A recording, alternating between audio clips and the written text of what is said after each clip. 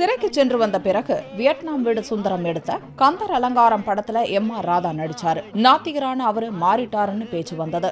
நான் நடிகன் நடிக்கிறேன்னு சொல்லிட்டு நடிச்சாரு. இந்த படத்துல ராதாவோடு அவரது மகன் வாசுவும் நடிச்சாரு. படப்பிடிப்பு முடிஞ்சு டப்பிங் சமயத்துல சரியா வந்து பேசி கொடுத்த ராதா வேற என்ன பாக்கின்னு கேட்டிருக்காரு. வாசு மட்டும் கொஞ்சம் டப்பிங் பேசணும், அதையும் நீங்களே பேசி கொடுத்துருங்கன்னு சுந்தரம் கேட்டாரு. நான் இங்க இருக்கேன் பாக்கணும்னு சொல்லி அவனை கூப்பிடுன்னு எம்.ஆர். ராதா சொல்லியிருக்காரு. தகவல் போனது. வாசு வந்தாரு. ஒன்னும் இல்ல, டப்பிங் பாக்கி இருக்காமே, பேசி முடிச்சுடு அப்படின்னு சொல்லிட்டு எம்.ஆர். ராதா கிளம்பிட்டாராம். கண்டா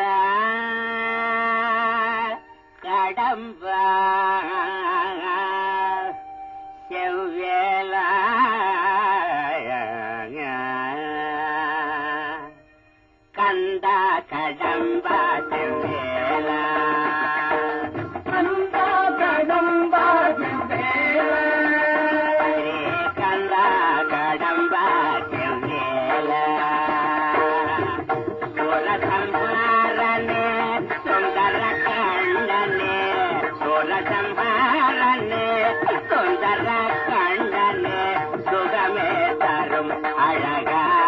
வடிவே